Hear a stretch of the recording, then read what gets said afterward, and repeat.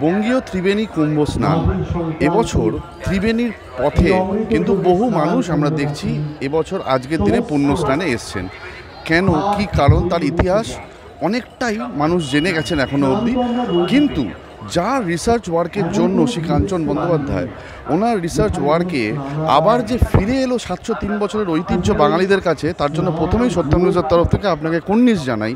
এবং আজকে যে লক্ষাধিক মানুষের ভিড়, যে ঢল, কোথাও আবেগপ্রবণ মুহূর্ত মনে হচ্ছে আপনার জন্য? যথেষ্ট আবেগপ্রবণ, কিন্তু তার থেকেও বেশি মনে হচ্ছে একটা আশীর্বাদ বর্ষিত হচ্ছে উপর থেকে। এটা আমি বোধ করছি যে মা গঙ্গা এবং মহাদেবের এবং ঋষি মহারিষিদের একটা আশীর্বাদ এই ত্রিবেণীতে এখন বর্ষিত হচ্ছে, সেটা আমরা সবাই অনুভব করছি। 300 পাতার রিসার্চ ওয়ার্ক, প্রধানমন্ত্রীকে চিঠি, তারপর এই কঠিন লড়াইয়ে মুখ, এত সাধু সন্ত ত্রিবেণীর বুকে পদধূলি পড়ল আজকে। এই অনুপ্রেরণাটা বোস্টনে বসে কোথা থেকে অর্জন করতেন?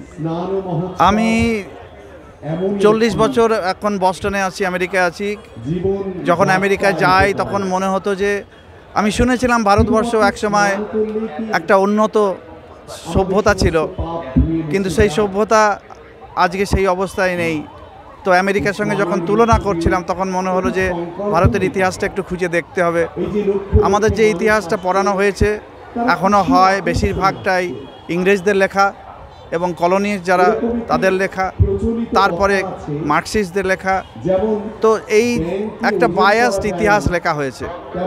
তো আগে কি হতো, কোনো কিছু ইতিহাস সম্বন্ধে জানতে গেলে হয় আপনাকে কলেজে পড়াশোনা করতে হতো, কিংবা আপনার ডিগ্রি থাকতে হবে, লাইব্রেরিতে যাবেন। আজকে কিন্তু সেটা আর নেই।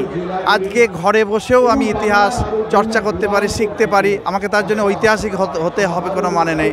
তো খুঁজতে খুঁজতে খুঁজতে বাংলার ইতিহাসে যখন আমি এলাম তখন দেখছি একটা সময় প্রায় 1200-1300 সাল থেকে 1400 সাল অবধি, মানে 1450 সাল অবধি বাংলার ইতিহাসটা লুপ্ত প্রায়, এবং সেটা হয়তো দেখা যাবে ইচ্ছা করে ইতিহাসটা লুপ্ত করা হয়েছে।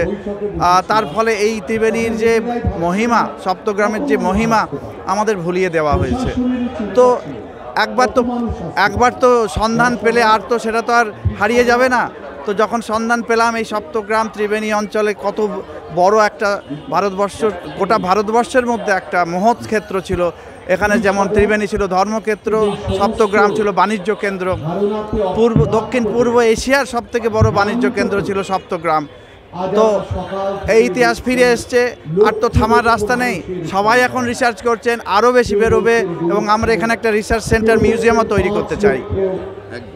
অসংখ্য ধন্যবাদ আপনাকে সত্যম নিউজে এতক্ষণ সময় দেওয়ার জন্য। একদম শেষ প্রশ্ন, এবছর যা দেখলাম আগামী বছর কি আরও বেশি কিছু দেখব? না, আপাতত আমাদের এই 3 দিনেরই প্রোগ্রাম হবে। আগামী বছরে একই দিন পড়েছে 11, 12, 13 ফেব্রুয়ারি, 12 তারিখেই অনুকুম্ভ। তো এবার গেল বছর যেমন আমাদের কিছু প্রশাসনিক অসহযোগিতা ছিল শুরুতে, পরে সেটা অনেক দেরিতে সলভ হওয়ার জন্যে মানুষজন জানতে পারেননি যে মেলা কবে হচ্ছে।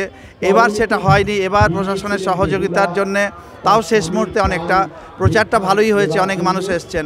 তবে এইবার যে প্রচার হলো এবং বিভিন্ন রকমের আপনাদের মতো চ্যানেল, তাদেরকে আমি ধন্যবাদ জানাই এই ইতিহাসটাকে এবং সংবাদকে মানুষের কাছে পৌঁছে দেওয়ার জন্য। আগামী বছর আরও অনেক অনেক বড় অনুষ্ঠান হবে।